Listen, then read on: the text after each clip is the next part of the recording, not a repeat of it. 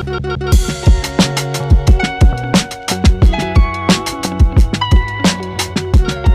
I'm Matthew Herzberg, and this is the Myopia Mindset. This is your weekly check-in for all things inspiration, education, and motivation on your path towards success with myopia management. And this episode, we're continuing our Road to Vision by Design 2025 series. I have on with me Dr. Dan Press, and he's going to be talking to us about his lecture coming up at the conference called Myopia and the Whole Child. And if you don't know, Dan, he is super big into vision therapy and myopia management. He's a nationally recognized expert in vision development and therapy. He served the Park Ridge community since 2012 and is a leader in pediatric vision care, myopia control, and binocular vision. Dan, welcome to the podcast. Thanks for having me, Matt. Yeah, I'm super excited to talk to you about this lecture and learn more about you, because there's this thing that happened when I first interviewed Paul Levine. He has an associate at his practice, so he's the myopia guy, and his associate is the vision therapy guy. And John Abundanza. Yes. And I made this comment about the difference between the two specialties, and Paul corrected me and said, VT is essentially myopia management. And I've been on this tear to put this question towards my guest about the relationship between VT and myopia management. But first, I wanted to learn more about you, preview your lecture, and then talk about these different subjects, if you're up for it. Sure. Yeah. Let's get into it. Yeah, I know I just threw a lot at you. Yeah. So start us out. How did you first get into myopia management? So I'll start a little bit before that in terms of getting into optometry, because I think it sets the stage that I'm a third generation optometrist. So my grandfather, my father, and myself have all graduated from Pennsylvania College of Optometry. And my father is heavy into vision therapy. And so when I was choosing my rotations through my third and fourth year of optometry school, I wanted to get as much exposure to different vision therapy practices as I could. So one of those opportunities came about by going to California and working with Dr. Gary Edding, who is in the Los Angeles area, and he's also a big heavy hitter in vision therapy. Well, he shared office space in Santa Monica with a doc named Dr. Stu Grant. Mm-hmm. And Dr. Grant, if you're familiar with the history of Ortho K, is often credited with being the father of the overnight version of Ortho K, because prior to his approach, it was really used as a daytime treatment, and people would be able to get some correction from taking off lenses towards the end of the day. And with the advent of the newer materials with the higher oxygen permeability, Dr. Grant felt that this was something that could be done overnight safely, and then that has been proven over many times since then. Well, because they shared office space, about 1 or 2 times a month, I had the opportunity of working with Dr. Grant as a third-year optometry student. Wow. So for those 6 months, I got to experience his amazing expertise in fitting these Ortho K lenses. There was no topographer in his office. He would just use a manual keratometer. He would take a central K and then move it to the periphery. And then he would go in his back office with his refraction data, and he would just design these lenses on his own without using any software, without using any consultants, and definitely not using any pre-manufactured Ortho K lenses. So that piqued my interest in this. And when I graduated in 2007, I worked with my father in New Jersey. And because of that experience, he thought it would be a great marriage, like you had just said about vision therapy and myopia management, to add it to the services within the practice. And so from there, as a graduating fourth year optometry student, had very little confidence that I was going to be able to do this on my own. So he hooked me up with Dr. Nick Despotidis. And Yes. Those of you know that Dr. Nick is a powerhouse in myopia management and is one of the top people in our field. And because he also practiced in New Jersey, he was gracious enough to allow me to come observe him as often as I wanted. And so I had the very fortunate experience of working with him and Dr. Barry Tannen and their colleague, Dr. Ivan Lee. And I got to learn a little bit more about myopia in the real world. And, my father kept asking me, so when are you ready? When can I send you your first patient? I've got these myopia patients ready to go. And I said, I need a little bit more time, need a little bit more time. And he's like, Dan, you've had enough. You know enough. Let's just do this. So he threw Yeah. me into it by putting that first patient in front of me, and I started working with Ortho K lenses back then in 2007, and haven't looked back since. Wow. That is amazing. I mean, to have these touch points with these key figures, in our industry, especially Stu Grant, like from my limited experience with him, like this larger than life guy, very kind person, Oh you my know, gosh, what a gentle soul. yes, and it's a shame that more people don't know about his legacy. I want to do an episode.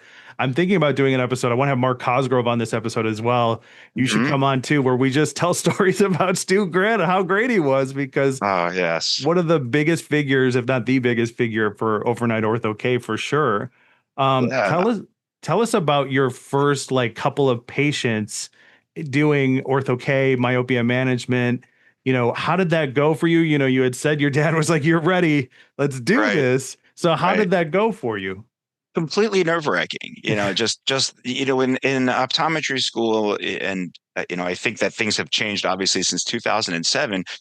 Even then, we didn't get a whole lot of exposure with gas permeable lenses. So when you're on your own and you're designing these specialty overnight gas permeable lenses, and you don't have a mentor in the office that necessarily has had a lot of experience, it could be very nerve-wracking. So we started with trying to hit those home run patients, under a -3 with an average K no flatter than 42.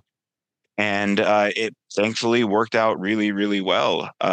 Those first few patients showed some great success with the working with consultants. I wasn't designing my own lens. I couldn't pick it up from Dr. Grant that well. But those first few patients had very successful outcomes, and at the time, it really was there was myopia control. There wasn't really myopia management. The Hmm. atropine was not very well, not commonly used. We certainly didn't think of soft lens multifocal as a myopia management intervention. So it was purely an ortho K specialty. So, but the statistics, I mean, that was like, I feel, the hotbed of the time of research coming out in that late Right. 2000s in terms of how well this works at controlling and limiting the progression of myopia. That just getting those first few patients under my belt really served to increase the confidence, and then you build from there. And for people that are just getting started, I feel like, yeah, what my father did was the right thing with this. Yeah. Just start. Yeah. Don't waste another day. Get into it. You pick those patients that are decent candidates, and you're thankfully with the lens designs that we have available. I mean, you're gonna have 90% first fit success. Right. That's such a great point. Like, the practice I grew up in, as I guess the equivalency would be a myopia coordinator, like a staff member.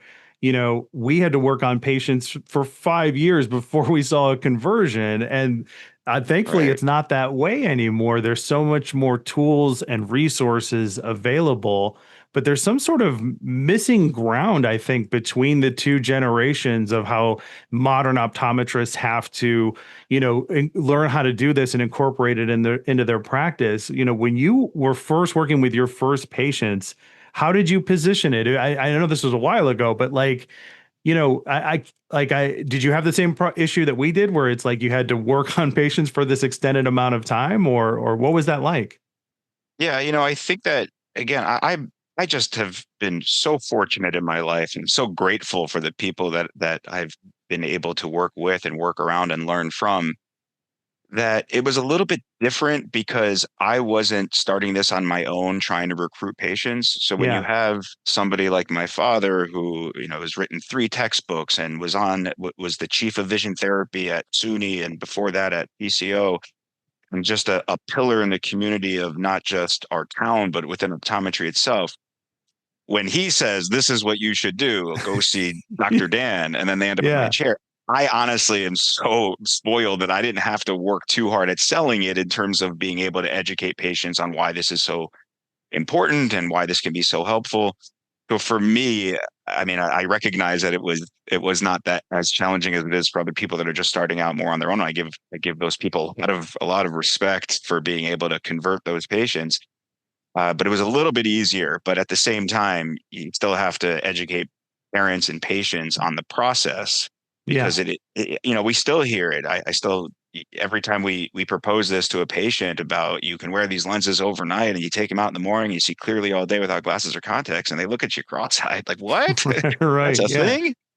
So, there's still definitely a lot of patient education that is a part of it. But in terms of my early experiences, when those patients were in my chair, they were pretty much ready to go.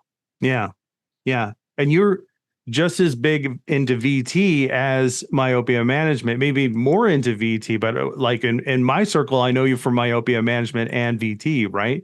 So Hmm. talk about the VT element of your practice, and I want to talk about myopia and the whole child, your course, because I think a lot of your expertise in both of these categories has helped shape this lecture, if I'm not mistaken. Sure has. So, what's interesting, the way that I see it from my history of working in this field, and what is 2007 and 25 was that 18 years now, which is hard to believe, is that when I'm working with colleagues in myopia management, it almost feels that historically you come from two different places. You come from a contact lens background, right? Those are the people that have been very comfortable with ortho K and they're fitting these ortho K lenses, and that's their intervention with myopia. And you have others that come from more of a vision development and vision therapy background. And those folks that have a lot of knowledge and a lot of experience within vision therapy and vision development look at myopia typically as more of this developmental challenge with handling near point stress. And versus coming from it more from a contact lens background, then you're going to think of it more as a dioptric or even axial length finding that we need to be managing over the long run. So, and I firmly believe that if you're seeing pediatric patients and you have a vision development emphasis, you're going to see a lot of patients developing myopia over time. So, from my perspective, in terms of transitioning to, and I'm happy to get into more questions about the crossover between the two, but to the lecture and the lecture title of myopia and the whole child, it's more that the emphasis of what we read about, which rightfully so, we need to be concerned with, is the progression in regards to axial length and refractive findings. But that's not why we do this. I mean, Right. I feel like you ask any optometrist, why they are practicing, why do they bring in myopia management? And if we keep peeling that onion, almost everyone is going to get to the same answer, which is to improve the quality of life of the patient that's sitting in front of me.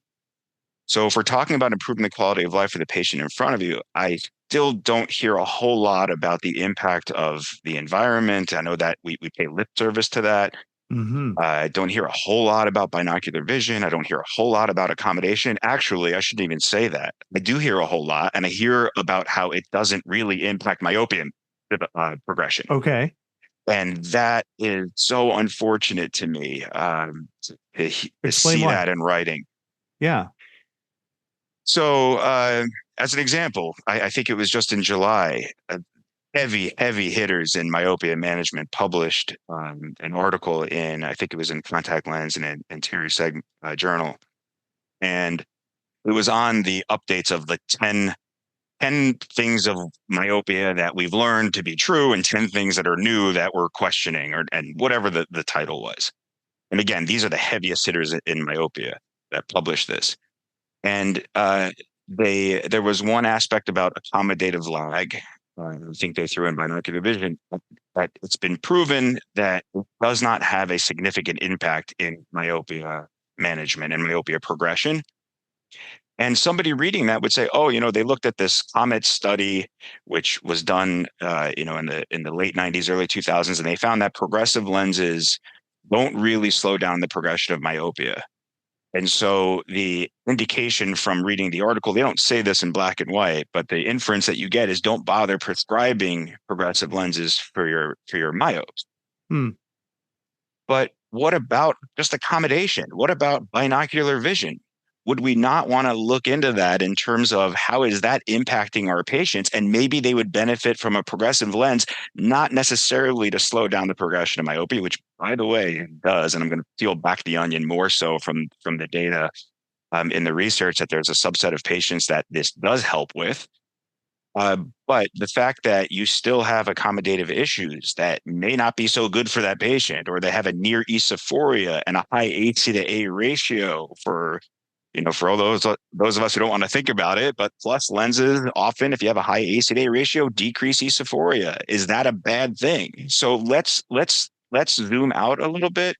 And if we are true to wanting to try to improve the quality of life of our patients, let's not just think about this in the vacuum of axial length and dioptric increase. Let's think about it as, what are the demands that this child has?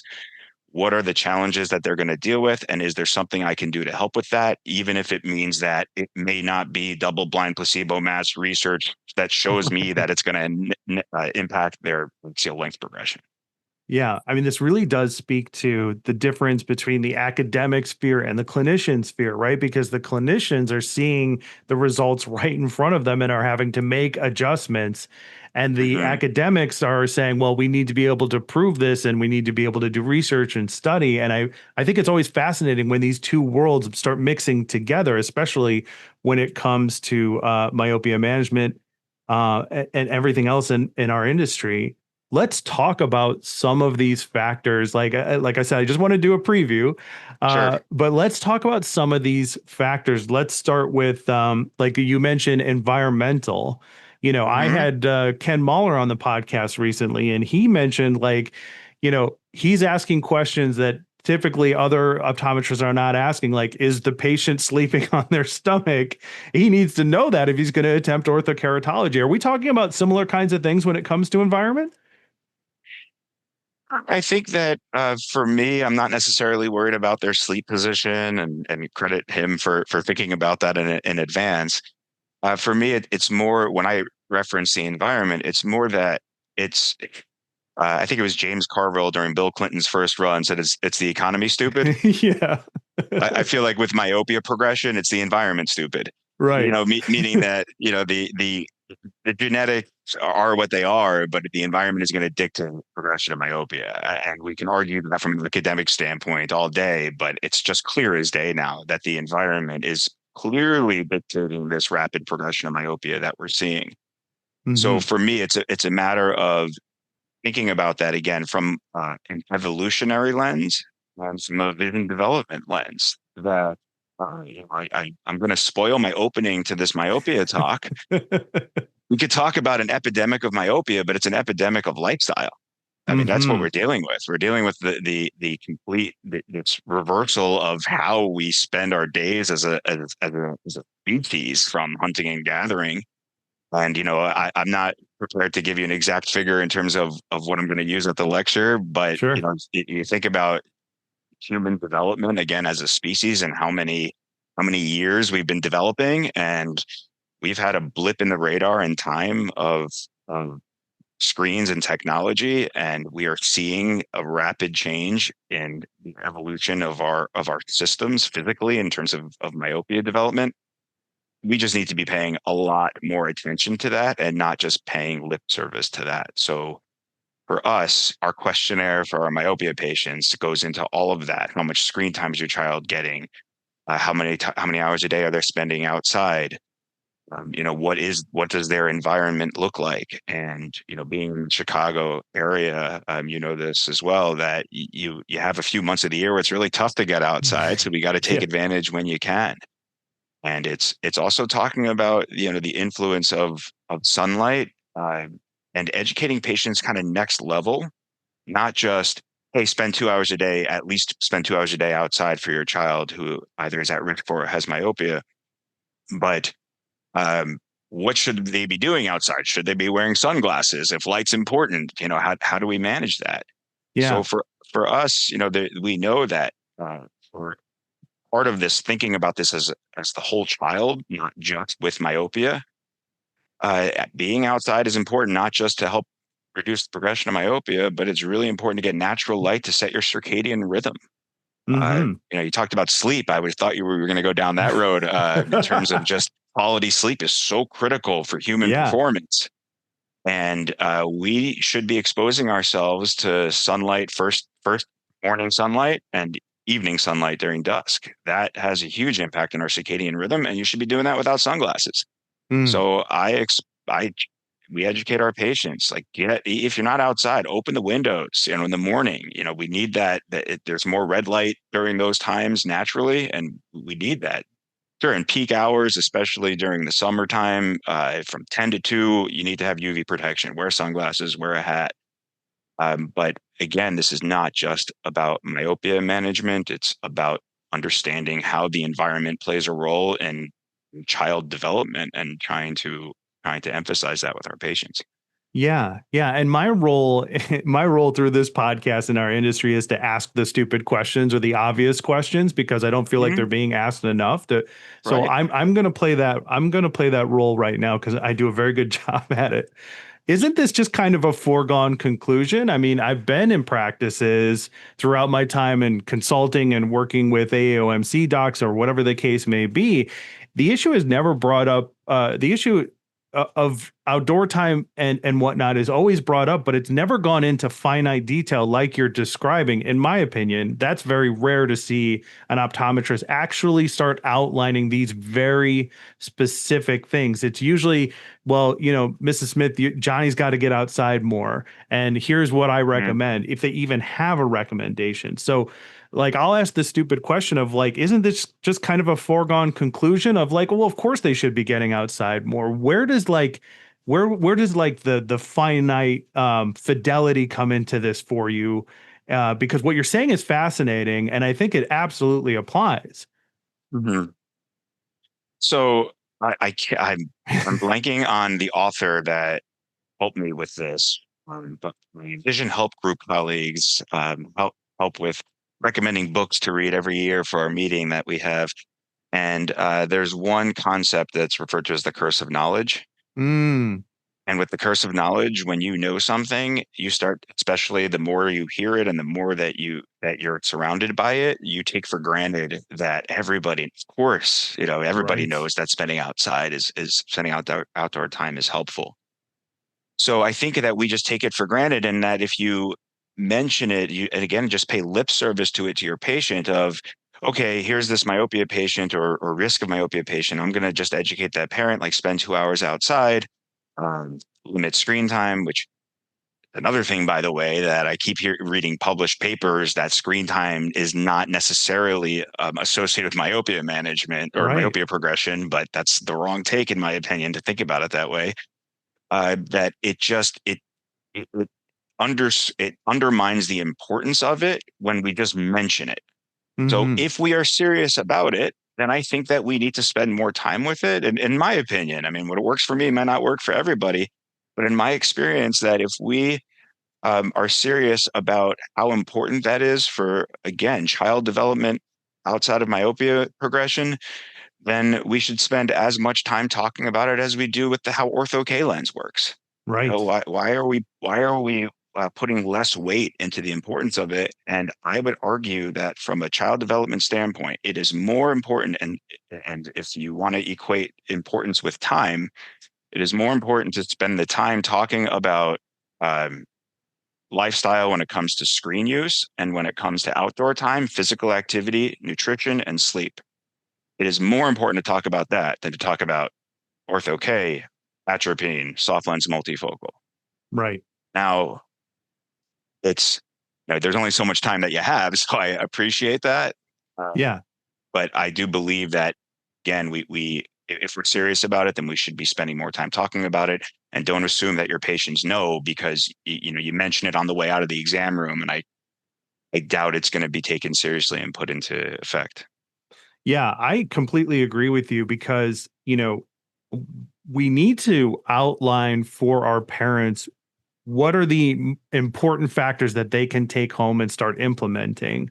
And the when you talk about these key aspects of screen time, for instance, like parents know that too much screen time is bad. Right. In my experience, and this is just my opinion, correct me if I'm wrong, Daniel, but mom already understands there's a problem. And most of the time she kind of feels trapped in it. Like there's nothing she can do about it because her kid goes to school and uses a Chromebook and then comes home and then is on their phone for social media, or is, like you mentioned, during certain times of the year, is being more and more inside. So she already knows this isn't a problem. What she's looking for, in my experience, is an advocate, somebody who can support her and give her actionable things that she can take home to her spouse or partner or whoever in the family, and then start like making a difference in that kid's life. Do you agree with that?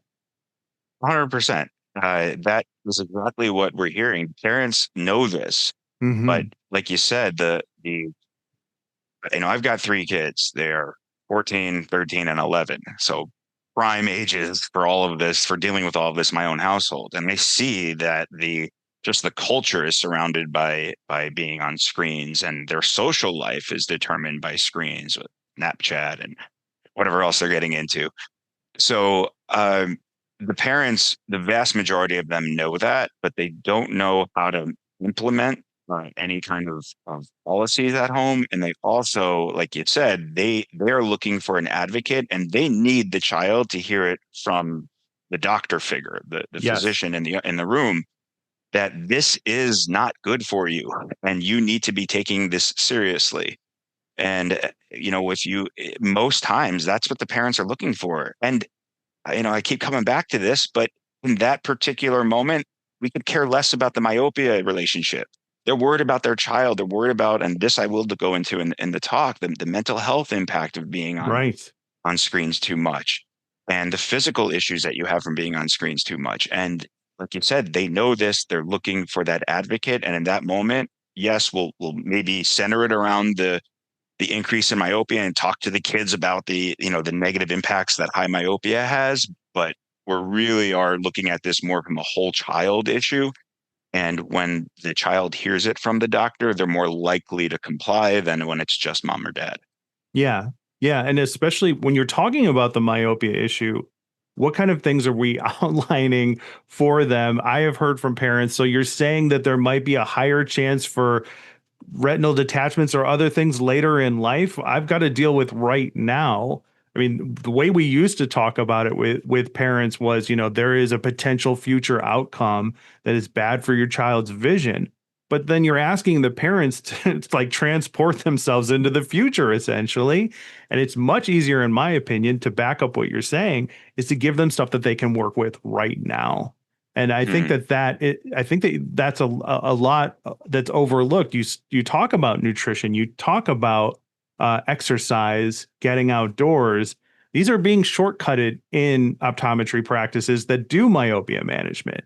They're just saying, yeah, well, Johnny or Melissa or whomever needs to get out more, outside more. But what does that look like? Like, are these kids just going outside with their phones?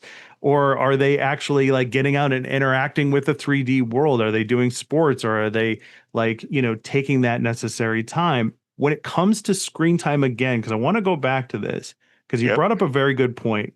Because I've heard Mark Bullimore speak on this. Somebody in the crowd asked him, "Can we tell our patients that it's definitively screen time?" And he said, "No, you can't. Right. It's near work. We do not have the data to show that it is screen time."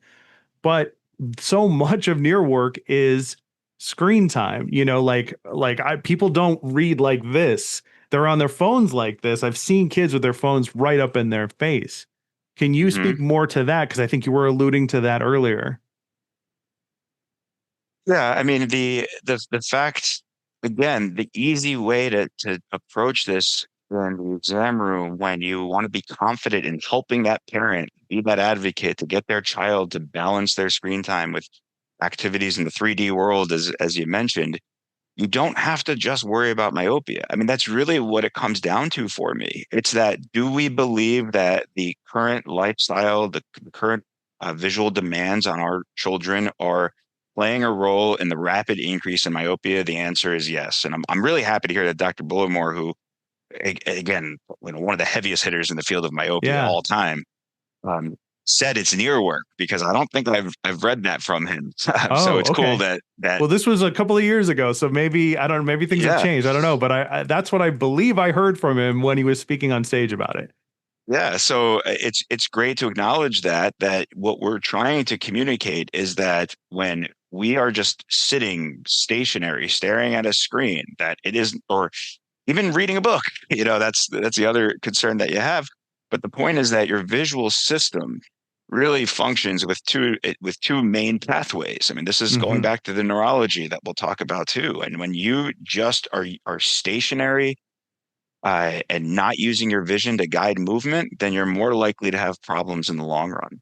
So when we talk to kids about this and parents in the exam room with screen time, what's really hard is we don't have specific guidelines of exactly how much time we should be recommending for screens for kids. Hmm. So I think that's really the most challenging is because parents sometimes want that and they want their kid to hear it from you.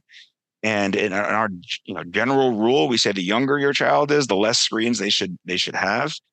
And we I used to try to come up with different exact time frames based on age groups. The American Academy of Pediatrics had something out there that they've since rescinded because they don't have enough evidence in terms of exact time that we should be recommending.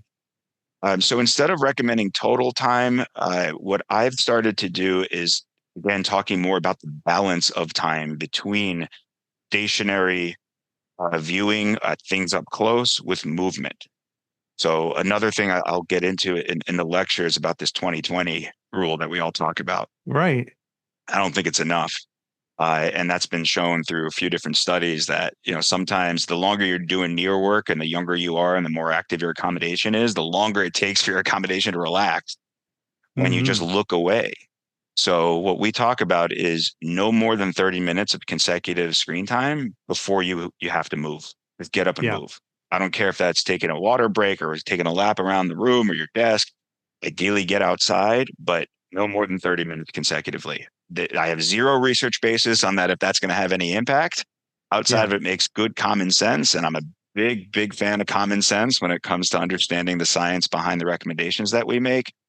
And I find that at least you're giving the parent something to go by. And again, having those three kids at home in this prime age group, 30 minutes to some people might seem like a lot, but trust me, it goes by pretty quick with these kids and Yeah. their screens. Yeah, for sure. Um, are we is there any element to working with the parent directly as well? I had the opportunity to briefly hang out with a therapist in a hotel bar, and she changed the way that I looked at communicating screen time. I'm not an optometrist. I don't talk to parents and patients about this, but I do talk to people in my life about how bad near work and screen time is for kids, and then we need to get them outdoors. I have friends and they have kids, Right. and what she said, which I thought was fascinating and it's very obvious, was that she said, the parent is often the instructor in this scenario because Hmm. in therapy and family therapy, which is her discipline, they have the same problem. My kids are on their phones too much. What do I do about it? And she points to the parent and says, what are you showing your child? Like parents are constantly on their screens in front of their kids. Do we see a future where we're also addressing that for the parent and telling them, like, look, you need to lead by example? Are you already doing something like this with your parents? The short answer is no.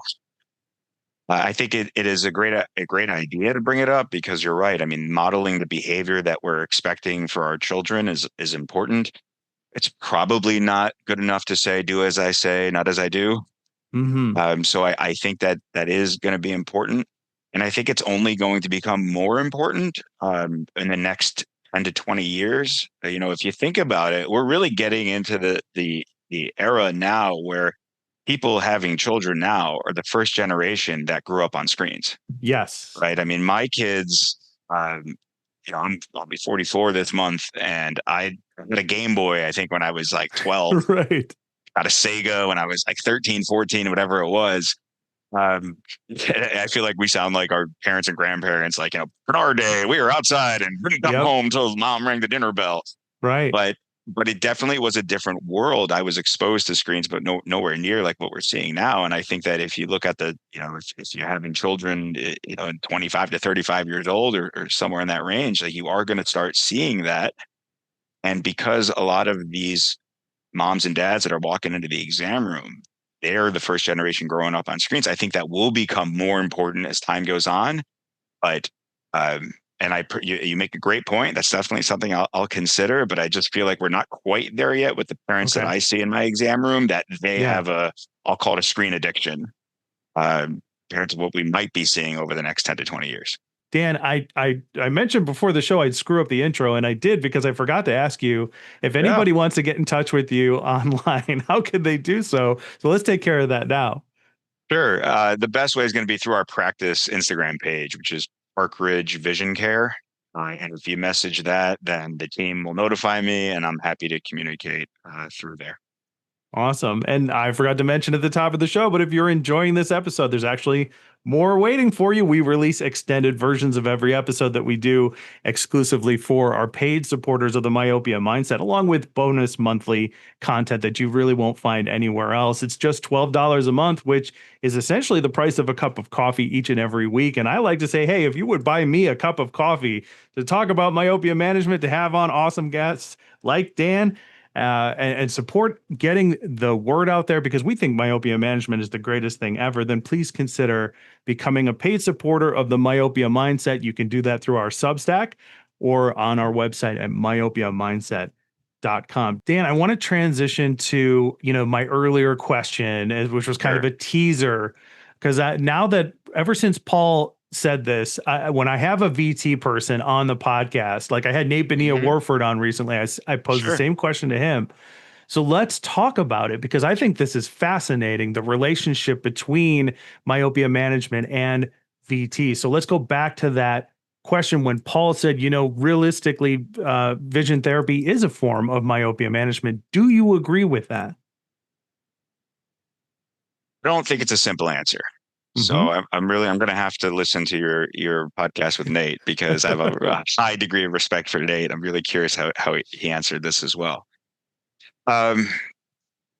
We do not prescribe a vision therapy program for myopia management. And the reason is that, do I believe